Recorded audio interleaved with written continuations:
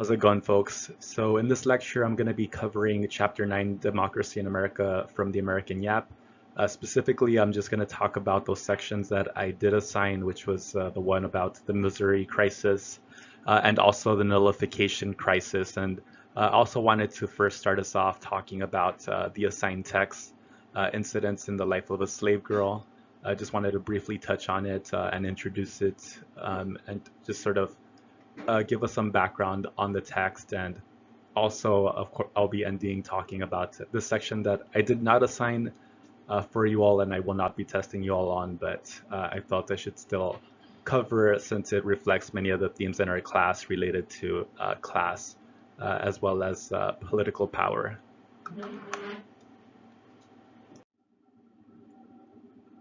So I want to start off talking a little bit about Harriet Ann Jacobs' book, Incidents in the Life of a Slave Girl. And so in this text, she doesn't use her actual real name. Her name is actually in the book represented by the pseudonym of Linda. And part of this was because she didn't want to face any negative backlash for writing this text from pro-slavery advocates. And so, but by publishing this text, she effectively became an abolitionist. So she not only called for the end of slavery, but she also called for the end of the Fugitive Slave Act, which we'll be talking about in a few weeks. And so what I would like for you all to focus on or think about for your study guide questions, as this will be on the midterm, but also as you're reading this or listening to it in audiobook form, think about what is her background in the first few chapters of the story, what makes her family situation unique, and also who are her allies, right? And do you get a sense of who her opponents are? And the reason I ask this is to highlight some of the other themes that I will be expecting you to touch on in this next Blackboard discussion post option that I will be showing in this next slide.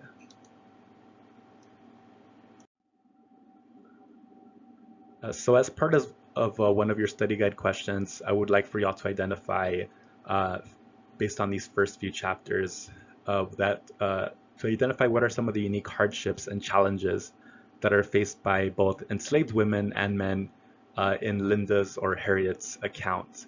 What unique challenges does she confront in Dr. Flint's home? I should say Dr. Flint, not Mr. Flint. And what strategies did Harriet and her family members use to resist or to fight back against such harsh treatment? And what strategies does her family employ to resist or to stay strong despite the hardships that they faced? And before I continue with my lecture on Chapter 9, I just wanted to clarify some terminology here. So I do use the phrase antebellum to refer to this time period, and the reason why historians often use this describe this period as the antebellum, it's just what this phrase literally means is before the war, specifically before the US Civil War. So ante means before, and a memory trick for those of y'all who are Spanish speakers, ante of course sounds like antes, right? So it's ante, before. Bellum is a Latin word that's derived from the word for war. So it's again before the war, or more specifically before the US Civil War. Okay, so here I want to address this question, the study guide question, which was what was the Missouri crisis, how was it solved, and what were some of the consequences of this resolution? So by this time, slavery in the US was definitely a divisive subject, especially in the industrialized northern states that had relied less on slaves, in contrast to the rural South that depended on slaves to work the plantations.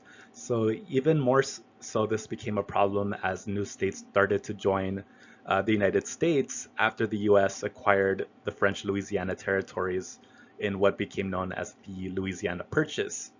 And so among the first states to apply for statehood was Missouri in 1819. And so they wanted to be accepted as a slave state. But a problem was that they raised questions about the rivalries between the northern and southern states at this time. And this was because Missouri's admission as a slave state, it threatened to upset the balance of power in terms of the number of free states versus the number of slave states. So Again, free states in this case refers to the northern states that generally did not rely on slavery, and of course the slave states referred to those southern states that depended on slavery. And so Northerners complained about the Southerners dominating politics, and these claims, of course, were not unwarranted, as we know that the last 5 presidents up to this point were mostly from Virginia. And another problem was that the Southern states tended to vote on retaining slavery, while the Northern states gradually voted on policies that ended slavery in their states. And so a problem here was that they were already voting, that congressmen were voting together as blocs already in this sort of divide between North and South. There was also complaints that by accepting the state of Missouri, that it would upset the general balance of power between between the slave states and the free states. And certainly, right, there were for sure Northerners who were opposed to admitting Missouri as a slave state without some restrictions. Now, to solve this problem, James Talmadge had issued this amendment where he proposed that the United States would admit Missouri only if Missouri prohibited admitting more slaves, and also that it would have to agree to free children that were already slaves once they came of age to the age of 25. And so a thing about Talmadge is that not only was he just morally opposed to slavery, his interest was in maintaining that balance of power between the North and South. And so accordingly, right, his proposal was struck down since, of course, the Southern states did not agree with his amendment. And so this was eventually struck down in the Senate. And all the while, Missouri at this time is still not a state, still just considered a territory of the U.S. So to resolve this problem, there were two congressmen that came together to craft what was then known as the Missouri Compromise. So what was the Missouri Compromise? So according to this policy, Congress agreed to admit Missouri on 3 conditions. First of all, Missouri had to be accepted as a slave state. Second of all, in order for the states to retain a balance of power between the northern and southern states, they decided to admit Maine as a separate free state. So Maine used to be a part of Massachusetts, so this part of Massachusetts was broken off and made into its own state in order to again, create that balance of power between the North and the South. And perhaps the most important agreement that that both the North and South agreed to was to divide these newly acquired northern and southern states that were acquired during the Louisiana Purchase, to divide them along this line of latitude, the 3630 line of latitude that you see here pictured in yellow. And so it was agreed that this southern border of Missouri would serve as a marker between what would be the free states in the future and what would be the slave states in the future. So all the states that were located north of this line would be free states. All the new states that formed south of this line were supposed to be slave states. And perhaps to the surprise of both political parties at the time, that both houses of Congress did agree to this compromise. However, right, this Missouri crisis, it did set the stage for fanning future conflicts regarding slavery. And so before we get to that, let's move on to another major conflict that would also divide the North and the South. So this brings us to the next question, the next study guide question, which is, what was the nullification crisis and how did it lead to political conflict between the US North and South? And how did this set the stage for states' rights arguments and threats of secession from the South? So let's begin with the nullification crisis. So despite political pressure, there was pressure for President Andrew Jackson to overturn what many folks had referred to as the Tariff of Abominations. This tariff, what it did was that it set a high tax on European goods, and in the process, it had angered Southerners because they saw it as a threat to their livelihood. And so as you see here, they have him pictured they have the president pictured on the right as a tyrannical king, pictured here as King Andrew. And so they were upset that this tariff did not allow them to pay for, uh, did not allow them to pay for European tools because the prices on them were overpriced because of these tariffs. So they had to instead pay expensive prices for goods from the north. And Southerners also opposed this tax thanks to the help that they got from Andrew Jackson's vice president at the time, who was John C. Calhoun. And so Calhoun decided to support the state's right to nullify or to strike down a law that they felt was unconstitutional. So in this case, right, he's supporting this movement for states' rights that targeted the tariff of abominations. And so he opposed the tariff in a publication that he authored that was called the South Carolina Exposition and Protest. And so initially he authored this anonymously, but it was later revealed that it was him. And because of this, you could imagine that President Andrew Jackson was livid, and he did, as a consequence of that, he decided not to reappoint Calhoun as his vice presidential running mate in the next election. So essentially, right, Calhoun was fired. And what this also did was it set the stage for this debate on states' rights in the United States. And this leads us to South Carolina's first attempt to secede from the Union. So at this point, Calhoun is pissed off and returns to South Carolina. And when he goes back to South Carolina, he calls together a state convention to nullify what was called the Tariff of Abominations. And so he declares it as, quote, null and void in South Carolina. So basically South Carolina saying, we're not going to enforce this law. And what he did was he ordered the South Carolina customs offices not to collect any tariff revenues. And he even threatened that any attempt by the federal government to enforce the tariff law would provoke them to secede. And so he had hoped that other states would join him, but unfortunately for him, they did not. And again, at this point, Andrew Jackson is also livid, if he already was not, and even threatened to hang Calhoun for treason. But eventually Calhoun would back down and decide to negotiate an end to this tariff. But one thing that we see here is that this is one of the first times that states' rights is intermingled with this rhetoric of secession.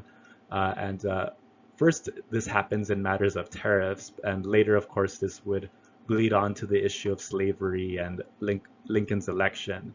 And so we'll return to these issues in the coming weeks, but the last thing I do want to cover here is a section that I didn't assign, but I still felt is relevant to the themes in this class that we discuss that are related to race, xenophobia, and class. So a lingering problem in the new nation, even after the American Revolution, was that there were many elites who were afraid of democracy. They didn't think that we should have a system, the same system that we do now. They wanted a unilateral government where the president had ultimate authority all over the states and over their constitutions. So essentially, they wanted this sort of a system where there was no checks and balances against the president. But why were some of these folks afraid of democracy? So on the one hand, as we talked about previously, there were fears about mob rule and mass killings because of what was going on in France after the French Revolution. And also in the US, they were witnesses to various uprisings, such as Bacon's Rebellion. There were also slave uprisings and also revolts and riots on the streets during times of financial panic. And even violence that was fueled by conspiracy theories, which again, I will get back to. And so although most folks in the US think that democracy is a good thing, we might tend to assume that the nation's early political leaders believed the same thing, that democracy is a good thing. After all, right, wasn't the American Revolution, wasn't it a victory for democratic principles? However, right, we find that for many of the founders, the answer was actually no. They actually were afraid of the possibility of mob rule in the United States. And so to quote Alexander Hamilton here in 1787, he famously quote warned about the vices of democracy. We also learned that at the Constitutional Convention, there was one delegate from Massachusetts named Elbridge Gerry who had refused to sign the U.S. Constitution due to his fears that, quote, the evils we experience flow from an excess of democracy. And so again, right, this is, although it might sound surprising, it's perhaps not very surprising when you think about this today, right? So let's say, for example, if you're someone who comes from an upper wealthy or privileged background, why do you think some of these folks might be opposed to a total or complete democracy? And what are some things that you think that they might stand to lose in a democracy, or they see themselves losing in a democracy? You know, so for example, you have a lot of folks today who are part of the wealthy elite that associate democracy with socialism in some cases. Um, and also, right, thinking about today, right, the rich today are, there's questions of, are they afraid of too much democracy? And there's certainly been debates about how some of these folks, these elites and the rich, for example, might oppose women's reproductive rights due to their own fears that supporting that will contribute to moral and social ruin. We also learned that some of these elites fund private initiatives that oppose gay marriages in places where people already voted to legalize marriage equality. And some of these folks might even fund legislation that prevents immigrants from attaining citizenship or to apply for the DREAM Act, for example.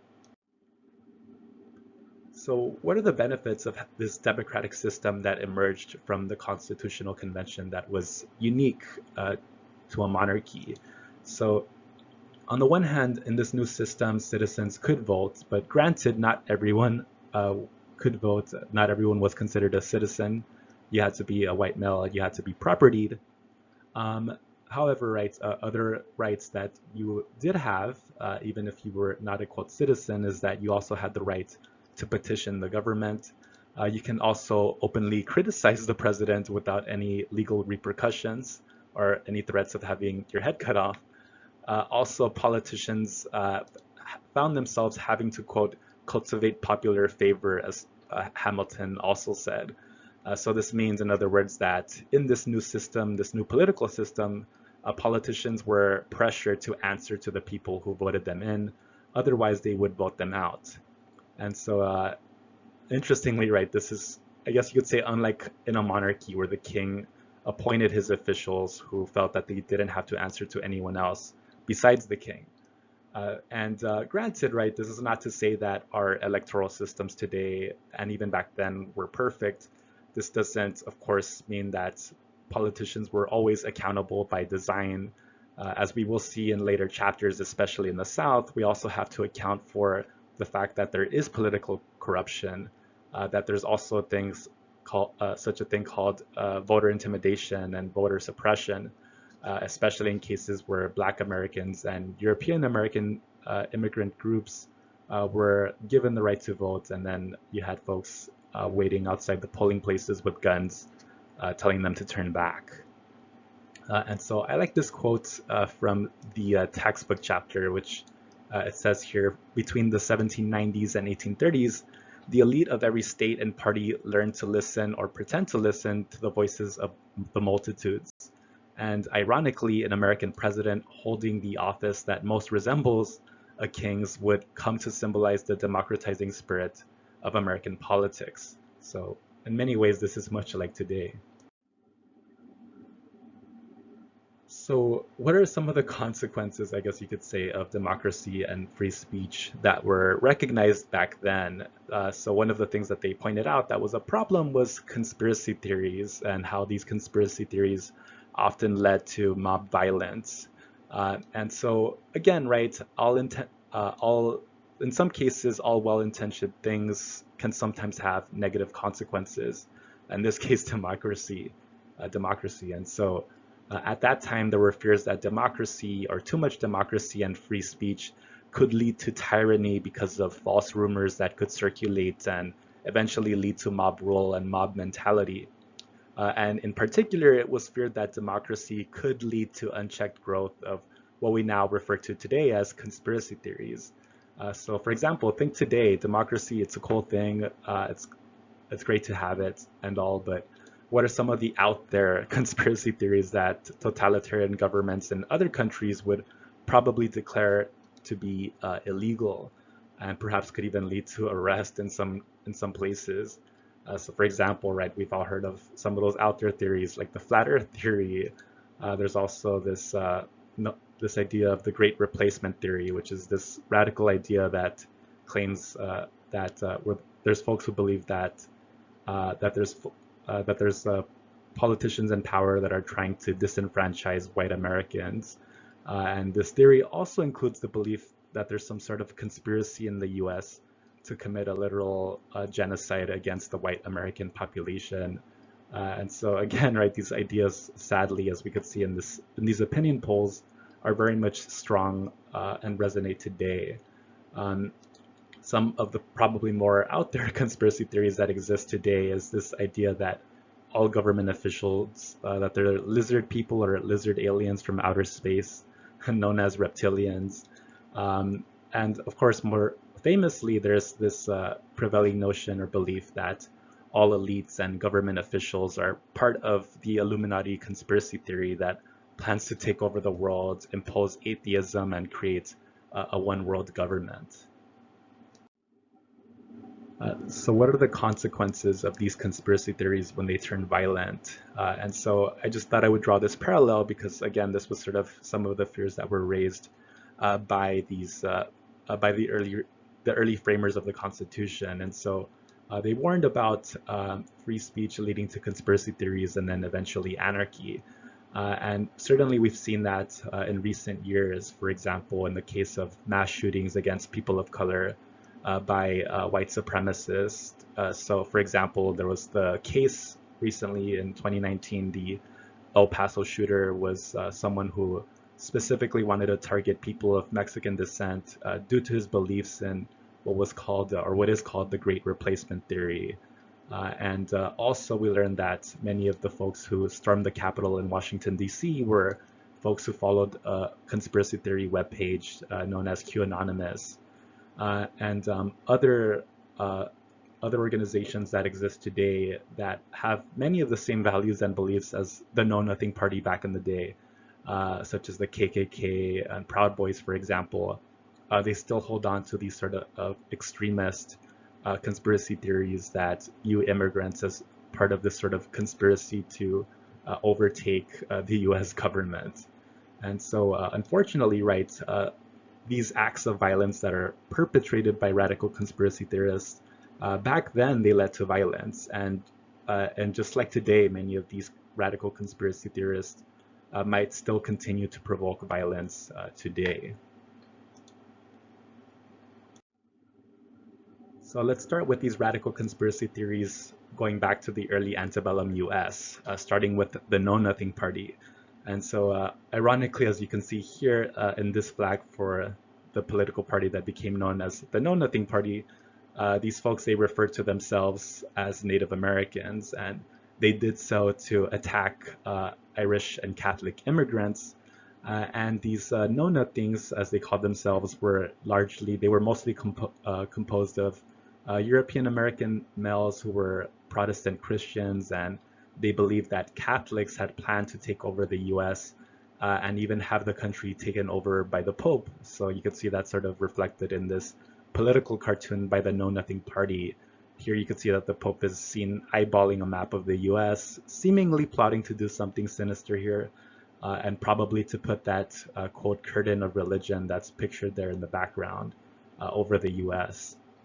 And notably, right, the Know Nothing Party, they were not just all about words, they were actually successful in winning many local elections in the 1850s. And perhaps not surprisingly today, many elected leaders today, right, believe in some of these sorts of conspiracy theories concerning immigrants. Uh, what about the know nothings and their role in perpetrating anti-immigrant, anti-Catholic violence?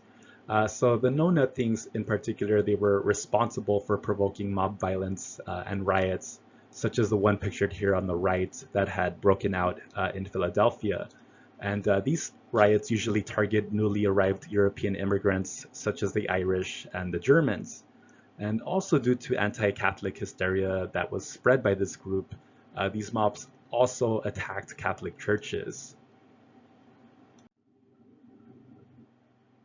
In previous chapters, we've talked about how there were fears of a secret society known as the Illuminati that was said to be bent on world domination and was overseen by the world's elites. And so there was this renewed fear in secret societies, especially um, after a lot of propaganda circulated regarding one known as the Freemasons. But who were these folks exactly? Freemasonry, in particular, this is a secret society, and it goes back to medieval European traditions. So this is the Freemasons were part of a secret society that originally operated like a workers' union. So originally they were an organization of stonemasons, and as their name implied, they lived their lives making goods, statues, and buildings out of stone. And so they were like a trade union essentially, but over time they transformed into a fraternity that still exists today, and they're noted for doing charity work and, as they say, spreading the ideas of the Enlightenment. Granted, there's nuances among the different Masonic lodges, but nevertheless, that's in essence what they stand for. And so, how did elites come to be associated with Freemasonry?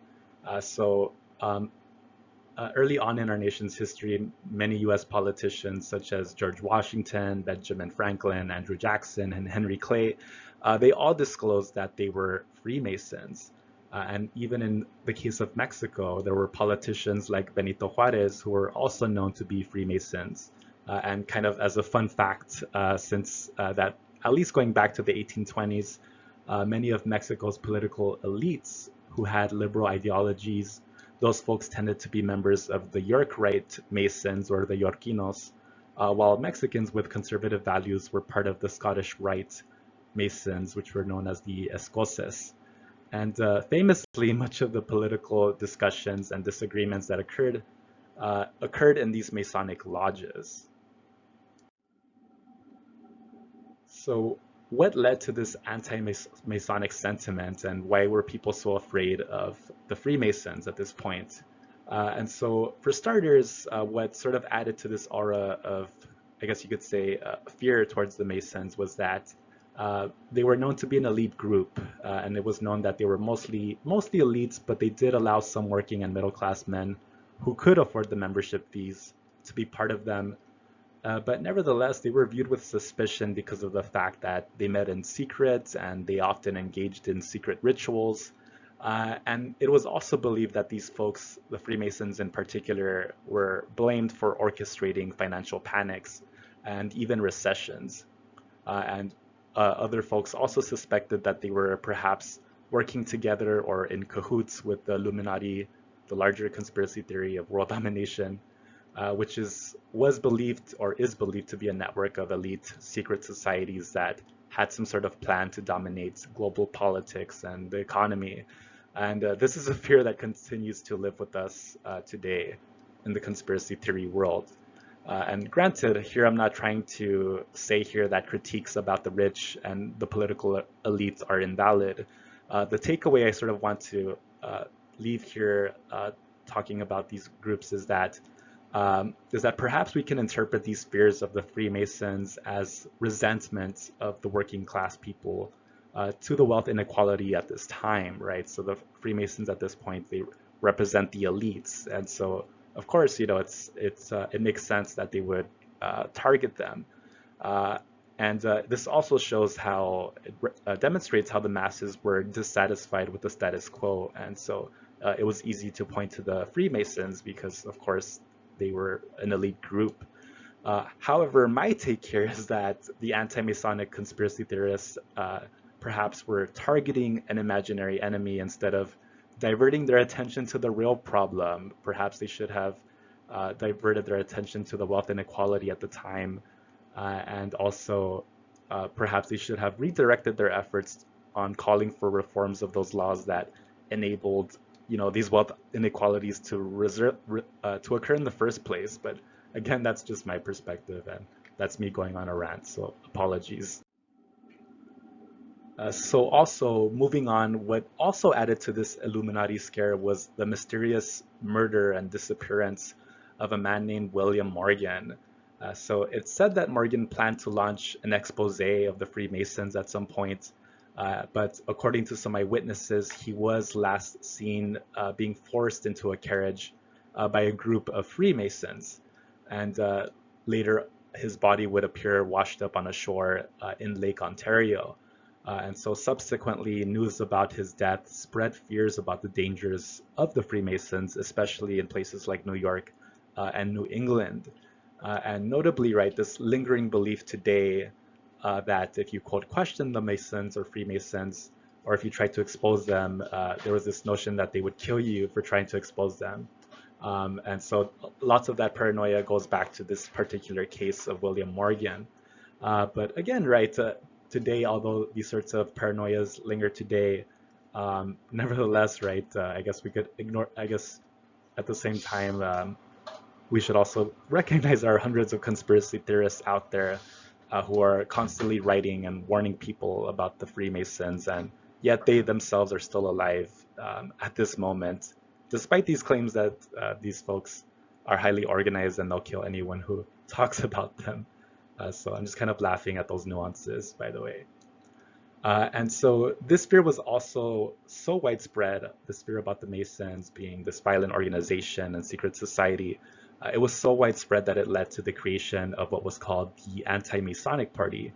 So even a new political party sprang up at this time that was based on this conspiracy theory, and it even managed to gain a large following. And in many ways, it had for sure many parallels today to some of the new political parties that have sprung up in recent history based on outrageous conspiracy theorists. And so how do we make sense of these fears and conspiracy theorists or conspiracy theories from a historical perspective? So how do we put the know-nothings and the anti-Masonic parties in perspective? So on the one hand, we can see how these anxieties and paranoias responded to real financial problems, namely the financial panics and the recessions that occurred at the same time that these parties sprang up. So these conspiracy theories, they addressed Americans' widespread dissatisfaction about the economic and political change that they were experiencing. And when the economy and politics were in disarray in the United States, conspiracy theorists found their perfect scapegoats for the nation's problems. So the Know-Nothings and the Anti-Masonic Party blamed immigrants, Catholics, the Pope, and secret societies for the nation's problems. And maybe I would say perhaps the anti-Masons were right in pointing out how elites were perhaps major contributors to many of these national problems, but the claim that the elites were all, quote, in on it, so to speak, detracted from their efforts to actually find a practical solution to address these problems. And sadly, some of these fears continue to be spread by conspiracy theorists today that end up targeting immigrants and other vulnerable populations. Granted, I'm not referring to the elite as a vulnerable population. Here I'm specifically talking about those conspiracy theories out there that tend to target immigrants, people of color, and for example, also Jews and other folks based on their religion. And often, unfortunately, right, these conspiracy theorists often target migrants and people who are from non-Protestant religions. So when you see these things on the internet, it's important to recognize this is nothing new. It's part of this longer legacy of xenophobia and conspiracy theory. So anti-Illuminati sentiment in some, it will remain with us here in the US, and just sort of to kind of illustrate comically how some of these conspiracy theories continue to exist today, I really thought I would share this funny satire web article that BuzzFeed had published some years ago. It's titled, as you can see here, "The 28 Shocking Pictures That Prove That the Illuminati is All Around Us." Okay, and so just as a kind of side note here, as I put, in today's conspiracy theory lore, this image of the triangle, it's rumored to be the image of the triangle is rumored to be a symbol of people who are part of the, quote, Illuminati's New World Order. And so anyone who depicts the triangle, especially if they're someone who's an elite, if they're a celebrity or a world leader, it's alleged that they are supposedly involved in this global conspiracy theory, whatever that's supposed to be. So in the previous slideshow, you saw Beyonce depicted, right, as a potential Illuminatus, and here we see this picture number 2. It says, "No big surprise that Peyton Football Manning is Illuminati." So here, even Peyton Football Manning is Illuminati because of the triangular red spot that's formed on his forehead. And likewise, we see LeBron James here also allegedly singled out as being Illuminati for the triangle clipping over his head, or his forehead, I should say. And even children's television is said to be inundated with Illuminati propaganda today. So BuzzFeed sort of makes fun of this in this image also. So as you could see here in this image of Dora the Explorer and Boots, that Nickelodeon, it says here that your children's favorite television show, nothing but Illuminati propaganda. And as for this image 22 here, where it says, "Can you spot the Illuminati propaganda in this picture?" It says jokingly here, "Never mind the fact that it has this triangle and eye that conspiracy theorists associate with the Illuminati. The bigger concern here is apparently that triangle that forms between the K and the E." Okay, well, that's enough with my nerdy humor. That's it for now, and I will see you all next week. Take care.